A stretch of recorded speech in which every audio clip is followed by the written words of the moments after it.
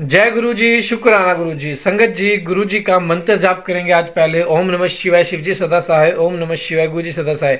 आज गुरु जी के इस स्वरूप में बहुत प्यारे दर्शन हो रहे हैं संगत जी, बहुत प्यारे दर्शन हो रहे हैं संगत जी। मैं आपको बताने जा रहा हूँ सोमवार से या संडे से या मंडे से, सॉरी सोमवार भी बोल दिया मैंने, मंडे भी बोल दिया संगत जी। मंडे या संडे या ट्यूसडे से पाठ दोबारा से शुरू होगा शिव पुराण का चैनल पे शाम को 6 बजे, क्योंकि अब गर्मियाँ आ रही हैं तो 5 बजे तक काफ़ी संगत का काम नहीं बन पाता है, तो वो फ्री नहीं हो पाते। तो आज शाम को 6 बजे रेडी रहना।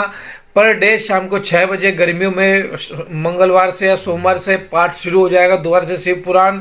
तो मैं यह इन्फॉर्मेशन आप सभी संगत को देना चाहता हूँ। जो भी गुरु जी ब्लेस 777 की संगत है वो सभी चैनल को सब्सक्राइब कर ले, बेल आइकन को प्रेस कर ले और डेली शाम को 6 बजे सोमवार से रेडी हो जाए दोबारा से शिव पुराण को सुनने के लिए। क्योंकि शिव पुराण हम जितना सुनेंगे उतना ही हमारा कल्याण होगा, हमारे बिगड़े हुए काम बनेंगे, हमारा जो भी बंधन है, नेगेटिविटी है, ब्लैक मैजिक है, कोई भी रुकावट होगी वो सब दूर होगी। और सबसे मेन बात, हमें जब मोक्ष की प्राप्ति होगी वो शिव की शरण में होगी। इससे बड़ी बात तो हो ही नहीं सकती संगत जी, इससे बड़ी बात हो ही नहीं सकती।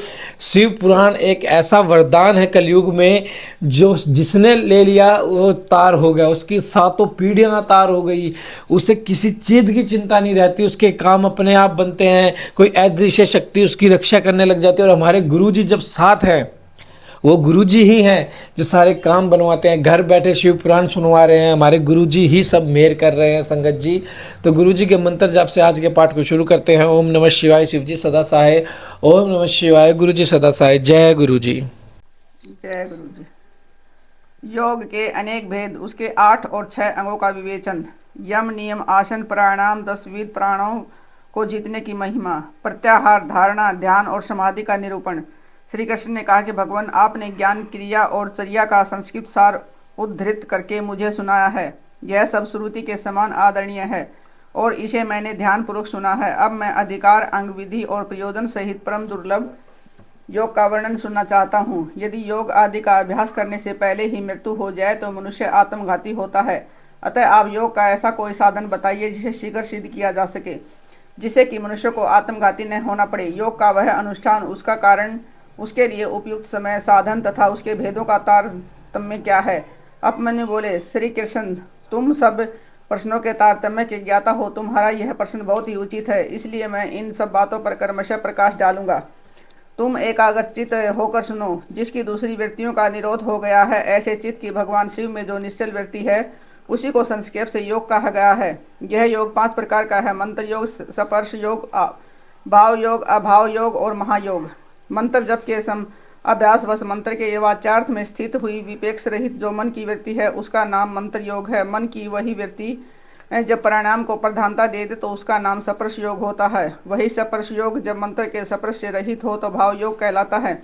जिससे संपूर्ण विषयों के रूपदाता का अवयव विलीन हो जाता है, उसे अभाव योग कहा गया है, क्योंकि उस समय सदवस्तु का भी भान नहीं होता। जिसे एकमात्र उपाधि शून्य शिव स्वभाव का चिंतन किया जाता है और मन की वृत्ति शिवमयी हो जाती है, उसे महायोग कहते हैं। देखे और सुने गए लौकिक और पारलौकिक विषयों की ओर से जिसका मन विरक्त हो गया हो, उसी का योग में अधिकार है, दूसरे किसी का नहीं।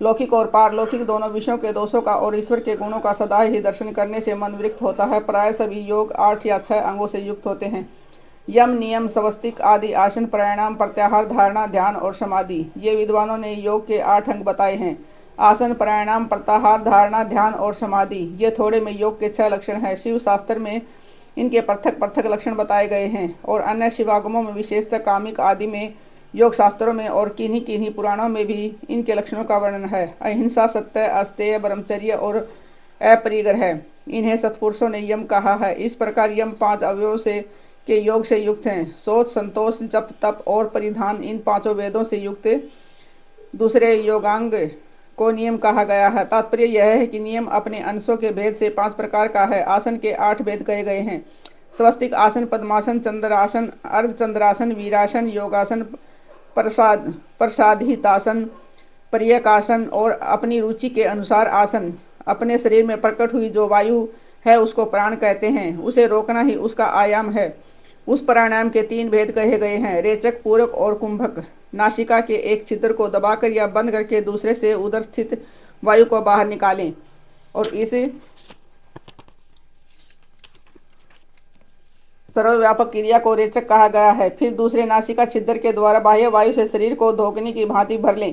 इसमें वायु के कपूरण की क्रिया होने के कारण उसे पूरक कहा गया है। जब साधक भीतर की वायु को न तो छोड़ता है, न ही बाहर की वायु को ग्रहण करता है, केवल भरे हुए घड़े की भांति अविचल भाव से स्थित रहता है, तब उस परिणाम को कुंभक नाम दिया जाता है। योग के साधक को चाहिए कि वह रेचक आदि तीनों परिणाम को न तो बहुत जल्दी जल्दी करे और न ही बहुत देर से करे।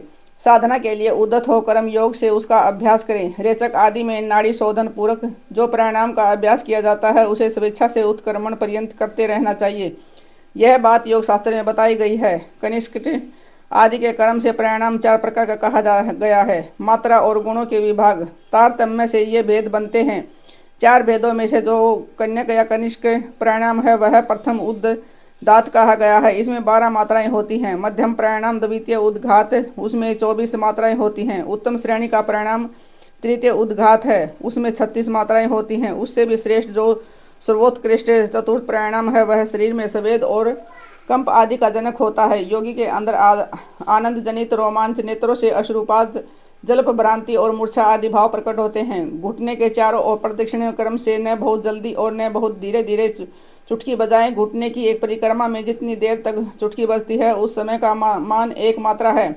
मात्राओं को क्रमशः जानना चाहिए। उद्घात कर्म योग से नाड़ी शोधन पूर्वक प्राणायाम करना चाहिए। प्राणायाम के 2 भेद बताए गए हैं, अगर्भ और सगर्भ। जप और ध्यान के बिना किया गया प्राणायाम अगर्भ कहलाता है और जप तथा ध्यान के सहयोग पूर्वक किए जाने वाले प्राणायाम को सगर्भ कहते हैं। अगर्भ से सगर्भ प्राणायाम 100 गुना अधिक उत्तम है, इसलिए योगी जन प्राय सगर्भ प्राणायाम किया करते हैं। प्राण विजय से ही शरीर की वायुओं पर विजय पाई जाती है। प्राण, अपान, समान, उदान, वयान, नाग, कूरम, क्रिकल, देवदत्त और धनंजय, ये 10 प्राण वायु हैं। प्राण परियान करता है, इसलिए उसे प्राण कहते हैं। जो कुछ भोजन किया जाता है उसे जो वायु नीचे ले जाती है उसको अपान कहते हैं और जो वायु संपूर्ण अंगों को बढ़ाती हुई उसमें व्याप्त रहती है उसका नाम वयान है। जो वायु मर्म स्थानों को उत्तेजित करती है उसकी उदान संज्ञा है। जो वायु सब अंगों को संभाव से ले चलती है वह अपने उसे समनयन रूप कर्म से समान कहलाती है। मुख से कुछ उगलने में कारणभूत वायु को नाक कहा गया है। आंख खोलने के व्यापार में कुरम नामक वायु की स्थिति है। छींक में क्रिंकल और जबाई में देवदत्त नामक वायु की स्थिति है। धनंजय नामक वायु संपूर्ण शरीर में व्याप्त रहती है, वह मृतक शरीर को भी नहीं छोड़ती। कर्म से अभ्यास में लाया हुआ यह प्राणायाम जब उचित प्रमाण या मात्रा से युक्त हो जाता है तब वह कर्ता के सारे दोषों को दग्ध कर देता है और उसके शरीर की रक्षा करता है। प्राण पर विजय प्राप्त हो जाए तो उससे प्रकट होने वाले चिन्हों को अच्छी तरह देखे। पहली बात यह होती है कि विष्ठा, मूत्र और कफ की मात्रा घटने लगती है, अधिक भोजन करने की शक्ति हो जाती है और विलंब से सांस चलती है। शरीर में हल्कापन आता है, शीघ्र चलने की शक्ति प्रकट होती है, हृदय में उत्साह बढ़ता है, स्वर में मिठास आती है, समस्त रोगों का नाश हो जाता है, बल, तेज और सौंदर्य की वृद्धि होती है, धरती मेघा, युवापन, स्थिरता और प्रसन्नता आती है। तप, प्रायश्चित, यज्ञ, दान और व्रत आदि जितने भी साधन हैं ये प्राणायाम के 16वीं कला के बराबर ही नहीं है। अपने अपने विषय में आसक्त हुई इंद्रियों को वहां से हटाकर जो अपने भीतर निगृहित करता है उस साधन को प्रत्याहार कहते हैं। मन और इंद्रियां ही मनुष्य को स्वर्ग तथा नरक में ले जाने वाली हैं। यदि उसे वश में रखा जाए तो वह स्वर्ग की प्राप्ति कराती है और विषयों की ही खुली छोड़ दिया जाए तो वे नरक में डालने वाली होती हैं। इसलिए सुख की इच्छा रखने वाले बुद्धिमान पुरुष को चाहिए कि वह ज्ञान वैराग्य का आश्रय ले, इंद्रिय रूपी वशों को शीघ्र ही काबू में करके स्वयं ही आत्मा का उद्धार करें। चित्त को किसी स्थान विशेष में बांधना, किसी देह विशेष में स्थिर करना, इसे संक्षेप से धारणा का स्वभाव है। एकमात्र शिव ही स्थान है, दूसरा नहीं, क्योंकि दूसरे स्थानों में त्रिविध दोष विद्यमान है। किसी नियमित काल तक स्थान स्वरूप शिव में स्थापित हुआ मन जब लक्ष्य से च्युत न हो तो धारणा की सिद्धि समझना चाहिए, अन्यथा नहीं। मन पहले धारणा से ही स्थिर होता है, इसलिए धारणा के अभ्यास से मन को धीर बनाए। जब ध्यान की व्याख्या करते हैं, ध्यान में ध्येय चिंतायाम यह धातु माना गया है। इसी धातु से लयुट प्रत्यय करने पर ध्यान की सिद्धि होती है। अतः विपेक्ष रहित चित्त से जो शिव का बारंबार चिंतन किया जाता है उसी का नाम ध्यान है। ध्येय में स्थित हुए चित्त की जो ध्येयकार वृत्ति होती है और बीच में दूसरी वृत्ति अंतर नहीं डालती, उसे ध्येयाकार वृत्ति का प्रभाव रूप से बना रहना ध्यान कहलाता है। दूसरी सब वस्तुओं को छोड़कर केवल कल्याणकारी परम देव देवेश्वर शिव का ही ध्यान करना चाहिए, वे ही सबके परम ध्येय हैं। यह अर्थ वेद की श्रुति का अंतिम निर्णय है। इसी प्रकार शिवा देवी ही परम ध्येय है। ये दोनों शिवा और शिव संपूर्ण भूतों में व्याप्त है। श्रुति स्मृति एवं शास्त्रों से यह सुना गया है कि शिव और शिवा सर्वव्यापक सर्वदा उदित सर्वज्ञ एवं नाना रूपों में निरंतर ध्यान करने योग्य है। इस ध्यान के दो प्रयोजन जानने चाहिए। पहला है मोक्ष और दूसरा प्रयोजन अनिमा आदि सिद्धियों की उपलब्धि। ध्याता ध्यान ध्येय और ध्यान प्रयोजन, इन चारों को अच्छी तरह जानकर योग वेता पुरुष योग का अभ्यास करें। जो ज्ञान और वैराग्य से संपन्न, श्रद्धालु, क्षमाशील, ममता रहित तथा सदा उत्साह रखने वाला है, ऐसा ही पुरुष ध्याता कहा गया है। अर्थात वही ध्यान करने में सफल हो सकता है। साधक को चाहिए कि वह जप से थकने पर फिर ध्यान करे और ध्यान से थक जाने पर पुनः जप करे। इस तरह जप और ध्यान में लगे हुए पुरुष का योग जल्दी सिद्ध नहीं होता। 12 परिणामों की एक धारणा होती है, 12 धारणाओं का एक ध्यान होता है और 12 ध्यान की एक समाधि कही गई है। समाधि को योग का अंतिम अंग कहा गया है। समाधि से सर्वत्र बुद्धि का प्रकाश फैलता है। जिस ध्यान में केवल ध्येय ही अर्थ रूप से भासता है, ध्याता निश्चल महासागर के समान स्थिर भाव से स्थिर रहता है और ध्यान स्वरूप से शून्य सा हो जाता है, उसे समाधि कहते हैं। जो योगी ध्येय में चित्त को लगाकर स्थिर भाव से उसे देखता है और बुझी हुई आग के समान शांत रहता है, वह समाधिस्थ कहलाता है। वह न सुनता है, न सूंघता है, न बोलता हो, न देखता है, न स्पर्श का अनुभव करता हो, न ही मन से संकल्प विकल्प करता है, न उसमें अभिमान की वृत्ति का उदय होता हो, न ही उस बुद्धि के द्वारा कुछ समझता है, केवल काष्ठ की भांति स्थित रहता है। इस तरह शिव में लीन चित्त हुए योगी को यहाँ समाधिस्थ कहा जाता है। जैसे वायुरत स्थान में रखा हुआ दीपक कभी हिलता नहीं है, निष्पंद बना रहता है, उसी तरह समाधि निष्ठ शुद्ध चित्त योगी भी उस समाधि से कभी विचलित नहीं होता, स्थिर भाव से स्थिर रहता है। इस प्रकार उत्तम योग का अभ्यास करने वाले योगी के सारे अंतराशिघ्न नष्ट हो जाते हैं और संपूर्ण विघ्न भी धीरे धीरे दूर हो जाते हैं। जय गुरु जी, शुक्राना गुरु जी। संगत जी, पाठ को बिल्कुल सुनिए। अब तो सिर्फ पाठ के 2 या 3 ही दिन बचे हैं और 3 दिन के बाद हम पूरे अच्छे से गुरु जी को भोग लगाएंगे, कड़ा प्रसाद बना के दिन पाठ को आरंभ होगा। दिन फिर दोबारा से पाठ की शुरुआत होगी। जो भी संगत हमारे साथ बने हुए हैं बने रहें और दोबारा से पाठ को सुने। जिन्होंने स्टार्टिंग से लेके एंड तक सुना है उनको गुरुजी बहुत ब्लेस करे होंगे।